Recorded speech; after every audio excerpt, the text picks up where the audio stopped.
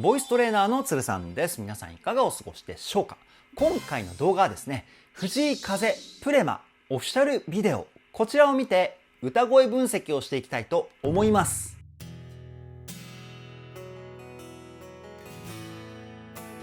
鶴さんのボーカルルーム。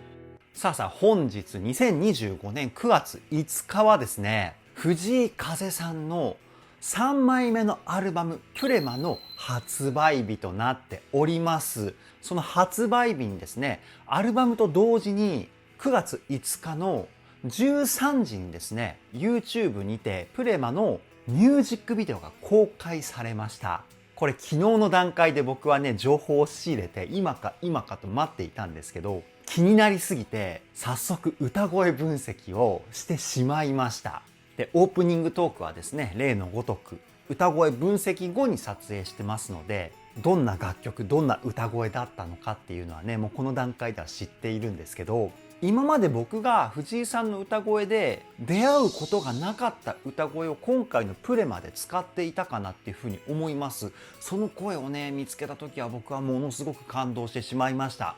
そういった部分をどこよりも丁寧に、そして細かくをテーマに歌声分析しておりますので、ぜひ動画の最後までお付き合いよろしくお願いします。そして鶴さんのボーカルルーム、今までに公開した藤井風さんの歌声分析動画をまとめた再生リストっていうものがございます。今回で16本目かな。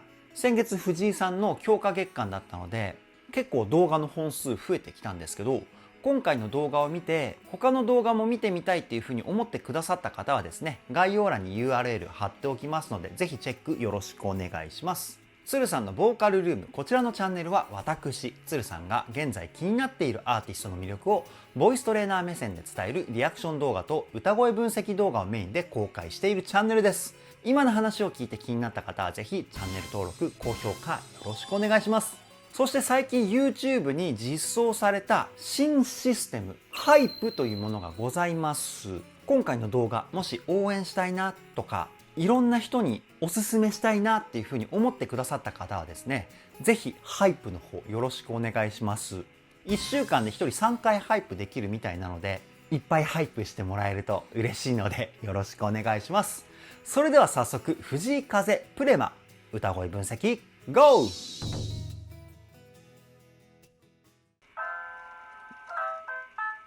あー、いいね。最初は藤井さんのドアップから始まるんですね。で、この乾いた感じの音質のピアノもすごくいい音ですよね。この後からバンドが入ってくるのかなっていうふうに僕は予想するんですけど、行ってみましょう。違う。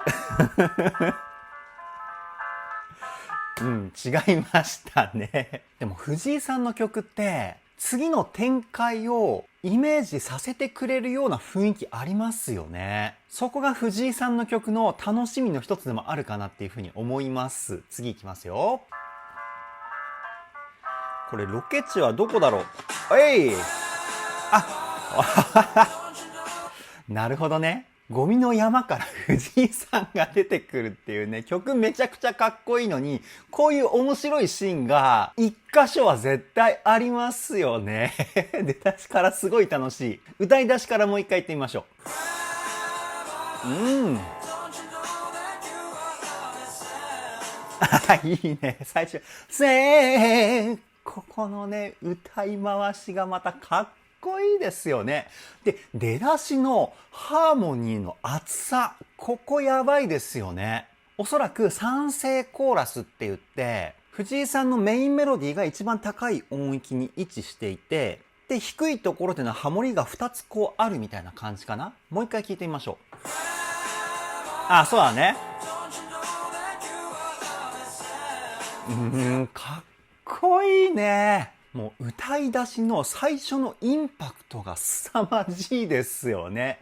分厚いハーモニーにキレのあるメロディーライン、最高です。次いきますよ。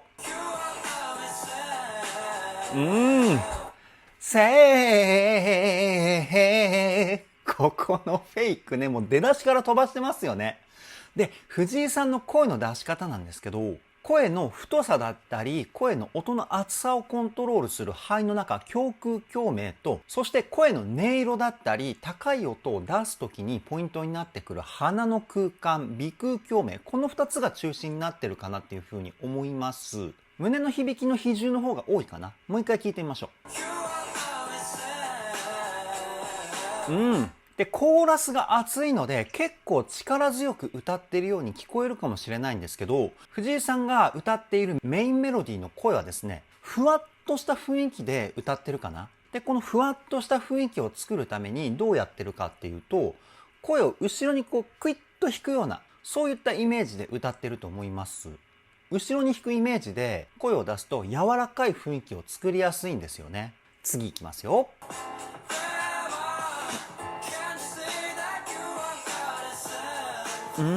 で、今回のプレマ、こちらでメインで使ってる声なんですけど、いつもの藤井さんとちょっと違うかなっていうふうに思います。口の中の空間をですね、こう横に平べったくするような形を作って歌ってるのかなっていうふうに思うんですよね。そうすると、声質が若干こう、いい意味で潰れたようなニュアンスが出るんですよね。プレマーみたいな。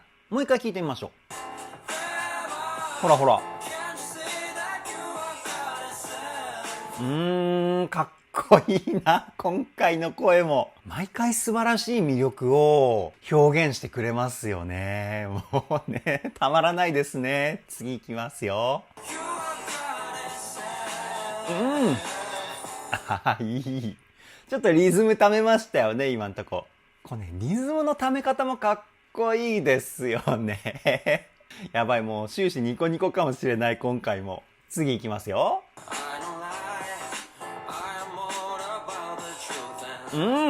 で、今のところが A メロですよね。ここで使ってる声がですね、いつも以上に鼻の鼻腔共鳴、こちらを使った声なんですよね。軽く鼻声のニュアンスを感じれるぐらい、鼻腔共鳴の響きを使ってる、すごくね、インパクトがあって特徴のある声かなっていうふうに思います。もう一回聞いてみましょう。ラララーみたいな。こんな感じの音色ですよね。いや、声の出し方のバリエーションがすごいですよね。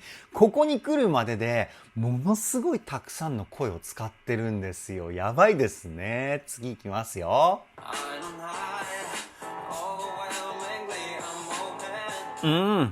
で、フレーズの入りでちょっとこうザラザラっとした音が入ってますよね。これエッジボイスっていうテクニックです。歌い出す前にこの音を入れるんですよ。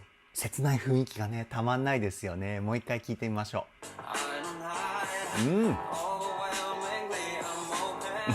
う。かっこいい。このね、ノリもすごいですよね。これ音楽用語でグルーブって言うんですけど、すごくゆったりしたテンポだからこそ、こういったノリ的な部分をすごく意識して歌ってるんじゃないかなって思います。で、ここで重要になってくるのが、ところどころの音を切るスタッカートっていうテクニック。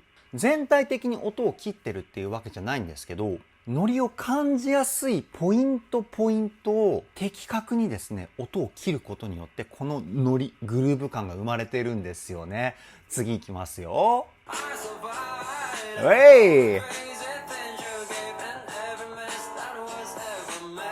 今、息継ぎしてなかったですよね。この長いフレーズを息継ぎなしで歌う、この息の量のコントロールと肺活量が素晴らしいですね。で、こういう風に長いフレーズを歌うときにポイントになってくるが、やっぱり先ほど言った鼻の響きだったり、声を鼻に入れるイメージなんですよね。鼻に入れる声の量を多くすればするほど声の通りが良くなってきます。声の通りが良くなってくるっていうことは、ちっちゃい声量でも声が聞きやすくなるので、結果的に少ない息の量で一定以上の声量で歌うことができるんですよね。息の量の省エネの歌い方というか、もう一回聞いてみましょ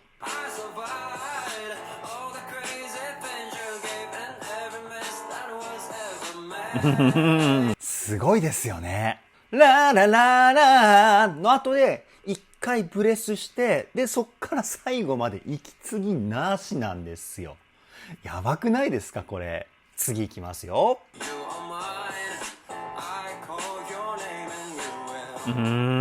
で、ここのポイントはですね、先ほど言った鼻の響き、こちらを少なくして、口の中のですね、口腔共鳴、この響きを多くしてます。今の声が藤井さんの声の中では割とスタンダードな声質なのかなっていうふうに僕は思います。もう一回聞いてみましょう。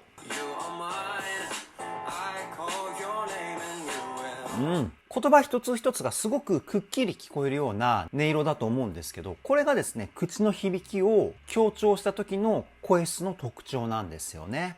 次いきますよ。いや、やっぱり英語の歌詞がすごく藤井さんの声に合いますよね。やっぱり曲っていうのは日本語よりも英詞の方がノリが出やすかったりするんですよね。子音の発音の関係だったり、一つの音に詰め込める言葉の数、この辺が影響してるんですけど、日本語っていうのは一つの音に対して一つの言葉しか入れることができないんですよね。でも英語っていうのは一つの音に対して複数の言葉を入れることができます。例えば now とか but とか drink とか、一つの音なんですけど複数の言葉が入ってますよね。これがですね、歌のグルーヴ感を作りやすいっていうところにつながったりするんですよ。やっぱり藤井さん英語が達者なので、そういうところがものすごくプラスになってますよね。もう一回聞いてみましょう。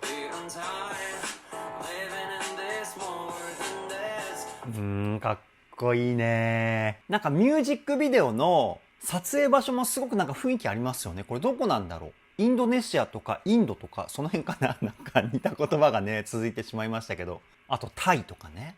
ぜひね、詳しい方教えてください。次いきますよ。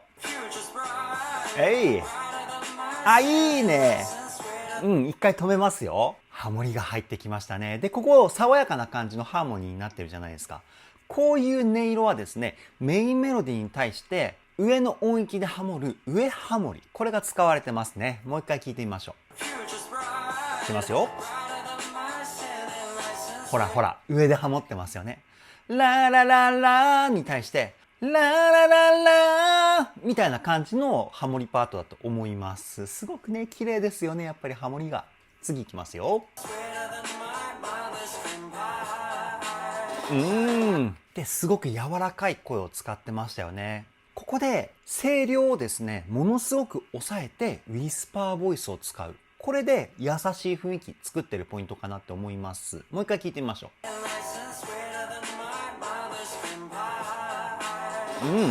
う。うっすらだからね、ちょっとウィスパーボイス感が分かりにくいかもしれないんですけど、ラララーみたいな、このぐらい使ってるんですよね、息の量。で、ハーモニーになった時にウィスパーボイスを使うと、美しい音色がですね、さらに美しくなるんですよね。この音もハーモニーの一部として聞こえるんですよ。だからそういうとこまで考えてこの声質を選んだんじゃないかなっていうふうに僕は推測します。次いきますよ。なるほどね。いいね。トラックの荷台に乗って手を挙げる藤井さん。なんか一気に日常感が感じるポイントかなっていうふうに思います。で、曲の雰囲気もね、すごく爽やかな感じになりましたよね。もう一回聞いてみましょう。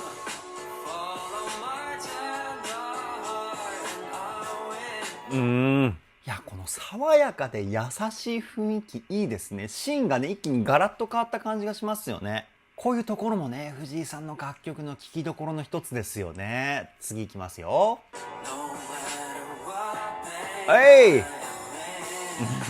いいね。今、決めっていうポイントでしたね。バックの楽器隊が同じリズムでバッバッバッバーみたいな感じで演奏するポイントを決めって言うんですけど、この決めがね入ってくるとめちゃくちゃかっこいいですよね。もう一回聞いてみましょう。バーでしたね、決めのリズムで。藤井さんのメロディーがラーラーラーみたいな感じのリズムだから、ピアノの伴奏みたいなリズムパターンだったのかな、今全体で聞くと。ズッチャンズチャンズッチャンズチャンみたいな、ピアノの知識が深い藤井さんならではのメロディーと楽曲のリズムパターンかなっていうふうに思います。すごい細かいところまで考えて曲作ってますよね。次いきますよ。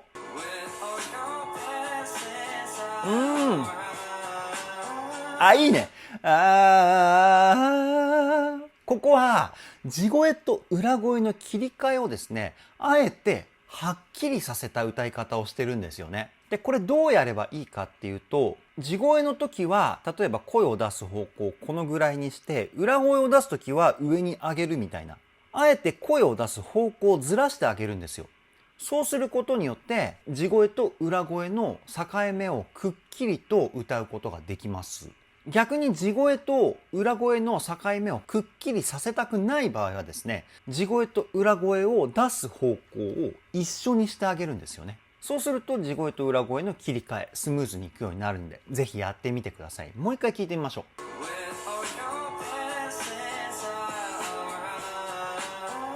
ほらほらほら。ラーイみたいな。いや、味があっていいですよね。次いきますよ。わうん。今のポイント、ものすごい強めにスタッカートを入れていたポイントかなっていうふうに思います。全体的に一つ一つの音をですね、かなり短めに切ってるんですよね。もう一回聞いてみましょう。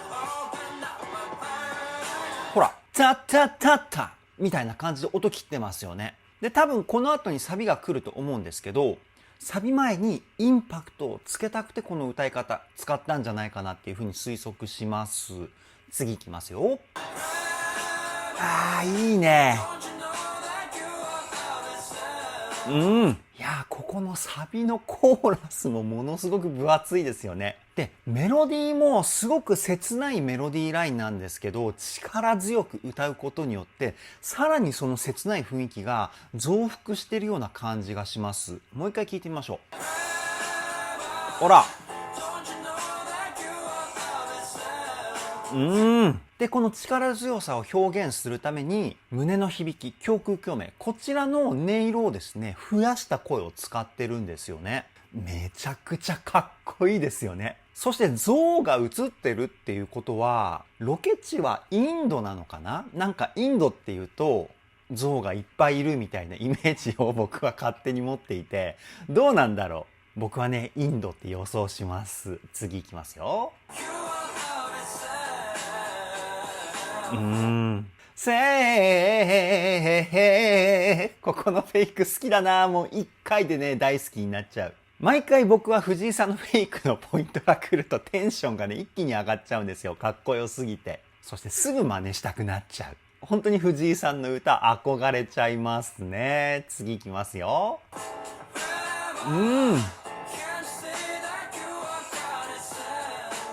このサビの二回し目の、ラーラーここのため、めちゃくちゃかっこいいですよね。1回目はワン、ツー、スリー、フォー、ラー、ラーだけど、二回し目はワン、ツー、スリー、フォー、ラー、ラーじゃないですか。ここのリズムの違いがですね、いいですね。もう一回聞いてみましょう。ほらほら。せーのところでまたね、声のパワー感を抜いてますよね。ここで声を鼻に入れるんですよね。プラス、ウィスパーボイス。その直前までは力強い声で歌っていて、最後のラーのところで声のパワーを抜くっていう、このテクニック凄まじいですね。次いきますよ。おお。なんかトラックからめちゃくちゃ煙出てましたけど大丈夫なんですかね。でもあれか、ディーゼル車だと煙いっぱい出るのかな？ディーゼル車って知ってる方多いと思うんですけど、軽油を入れるタイプの車なんですけど、トラックは結構軽油を入れる車多いと思うんですけど、ちょっともう一回見てみますか？ほら。もくもく煙出てますけどね。でもトラックって割とこれ普通なのかな？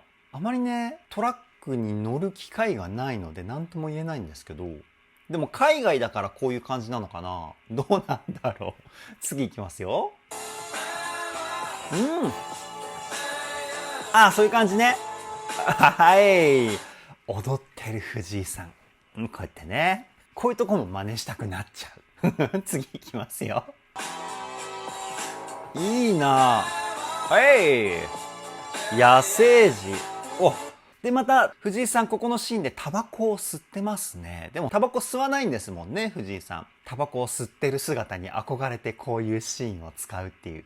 前回のラブライクディスもね、タバコをこう口に加えて、タバコを吸うみたいなシーンありましたけど。やっぱね、似合いますよね。めちゃくちゃイケメン。次いきますよ。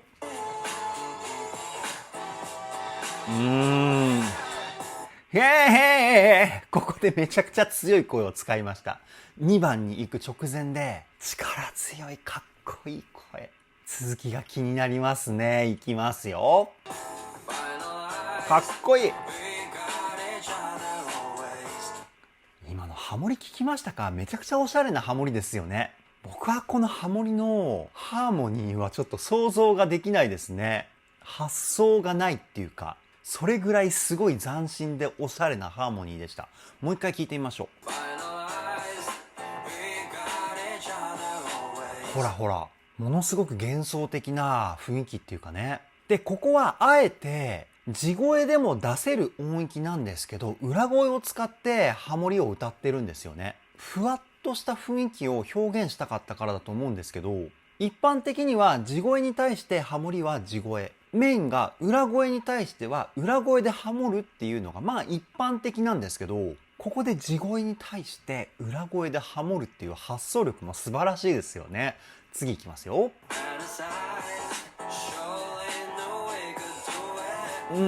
ここもそうですね。地声に対して裏声でハモってる。裏声がメインのミックスボイスっていう声ですね。裏声なんだけど地声の張り感をちょっと感じれるような裏声。力強い裏声っていうかね。もう一回聞いてみましょう。素晴らしいですね。で、メインメロディーを歌っている藤井さんの歌声も口の口腔共鳴と胸の胸腔共鳴。この2つを使ってかなり強めのね、声質を選んで歌ってると思います。次いきますよ。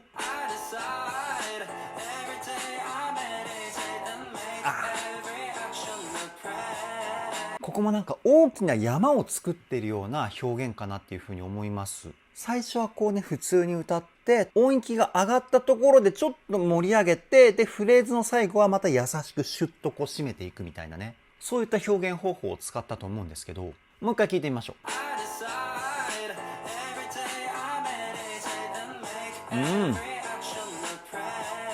で、ここもフレーズ全体的にスタッカートを使って歯切れの良さを表現してますよね。次いきますよ。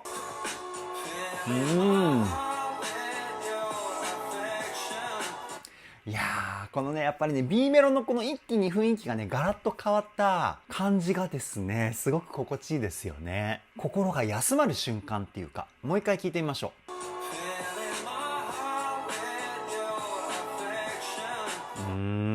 いいね。おしゃれな曲展開、藤井さんならではですよね。ジャズとかフュージョンって言われるジャンルの曲展開に近いのかな。 A メロと B メロで全くこう違うようなシーンの切り替わりだったりで、 B メロとサビでねまたガラッと変わるようなシーンの切り替わりですよね。そこがねめちゃくちゃおしゃれですよね。次いきますよ。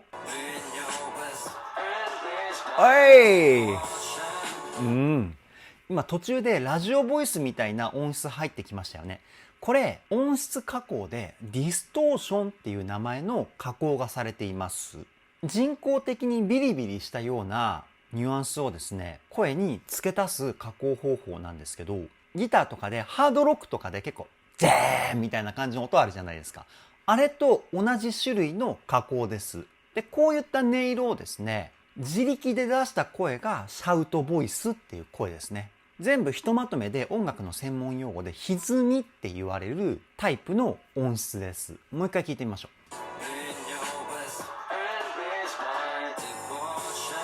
う。この一瞬だけ使ってるところがねおしゃれですよね。しかもバックのサウンドがピタッと止まったブレイクって言われるポイントでのこのディストーションを使った声、かっこいい。次いきますよ。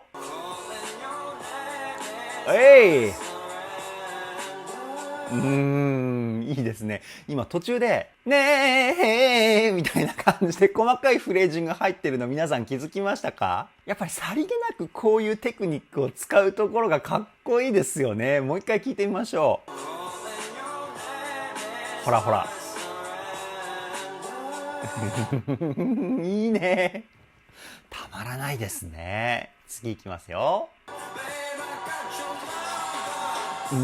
やっぱりここのサビ前のここのね、インパクトのある歌い方、すごくかっこいいですよね。で、声質も強い声質を使ってるじゃないですか。ここのポイントだけ声を前に飛ばすようなイメージで歌ってるんですよね。声を前に飛ばすイメージで歌うと力強い声が生まれやすいんですよ。おそらくその声の性質をうまく使ったポイントかなっていうふうに思います。じゃあ次2番のサビかな、行ってみましょう。あ、違った。サビじゃない。暗闇に藤井さん。ダンスブレイク？今踊ってましたよね。もう一回見てみましょう。ほらほらほら。すごいですね。MV でダンスブレイクって僕が今まで見た藤井さんの楽曲のミュージックビデオにはなかったかなっていうふうに思うんですけど、ライブ映像ではね、間奏でダンスをしている藤井さんの姿見たことあったんですけど、いやーいいですね。次いきますよ。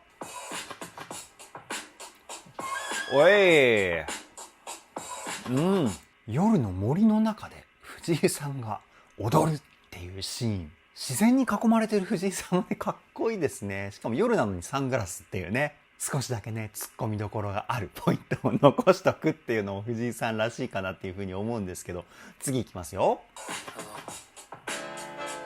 あ、いいねいいね。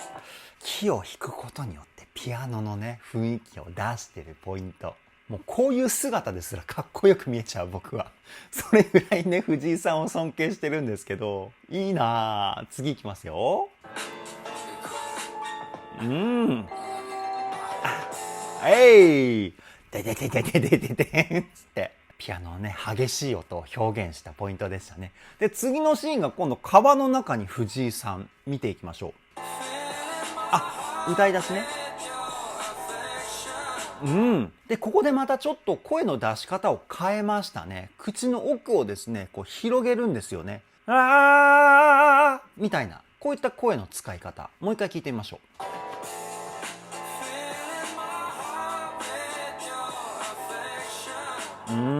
かっこいい。で、口の奥を広げる声の出し方はですね、J-POP っていうよりも、クラシックとかオペラに近い声の出し方なんですよね。その声の出し方を藤井さんなりに楽曲に合うような音色に整えて使っているっていうところがね、素晴らしいですよね。次いきますよ。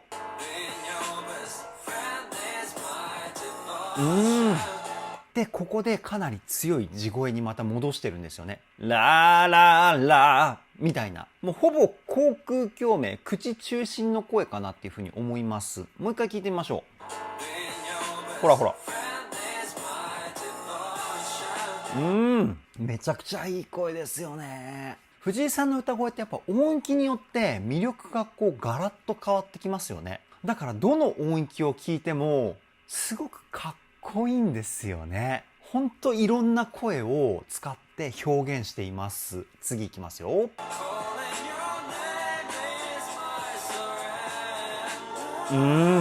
象と仲良しな藤井さん。いろんな意味で楽しかったんじゃないかなっていうふうに思いますよね。こういうシーンを見ると。普段日本ではできないようなことをね、たくさんやってますよね。続きいきますよ。で、今のところ、高いところもかなり強い声使ってましたよね。ここは地声がメインのミックスボイスっていう声を使っていたんですけど、この後が最後の大サビになるのかな。それで強い声を使って楽曲をこう盛り上げていくっていうことなのかな。もう一回聞いてみましょう。ほらほら。めっちゃ強くてかっこいい声ですよね。最後のサビはこの声がいっぱい出てくるのかな。楽しみですね。聞いていきましょう。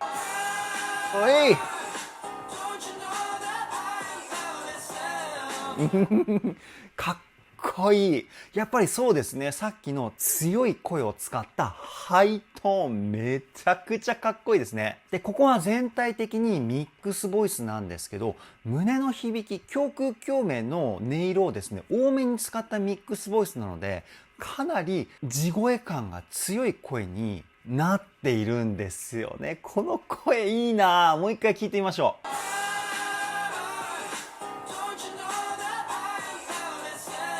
なんかもう心の底から叫んでるかのような雰囲気感じますよね。次いきますよ。かっこいいな。声でここまで表現できるボーカリストって日本に藤井さん以外にいないですよね。そういう風にね、僕は思ってるんですけど、本当に細かい部分まで声で表現していますよね。素晴らしい。次いきますよ。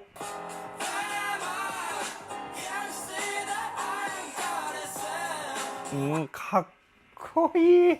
ラーラーみたいな感じかな、僕がやると。なんかもっと力強いですよね、藤井さんの声。で、今やったんですけど、めちゃくちゃ高いですね。ミックスボイスでこの強い声を出すって本当に難しいって思うんですよね。ミックスボイスで激しい声だったら出しやすいんですけど、強い声ってなってくると、やっぱりどれだけ胸の響きを使えるかっていうところが重要になってくるんですよ。でもミックスボイスってどっちかっていうと、鼻腔共鳴のコントロールが重要になってくる声なので、胸腔共鳴の声って使いにくかったりするんですけど、それでも胸腔共鳴を使っちゃう藤井さん。さすがですね。次いきますよ。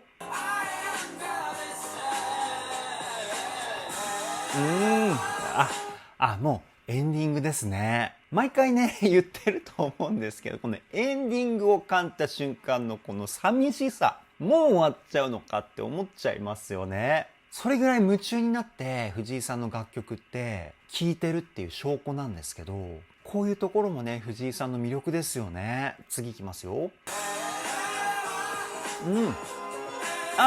なるほどね。ピアノソロでエンディングなんだ。そういうことか。で、合間合間で藤井さんの歌声がこうね、乗ってくるっていう、そんな感じなんですね。なるほどね。続きいきますよ。いい、おしゃれだな。ピアノのフレーズがおしゃれすぎますね。さすがですよね。で、この辺からね、みんなで踊ってるっていうシーン。続きいきますよ。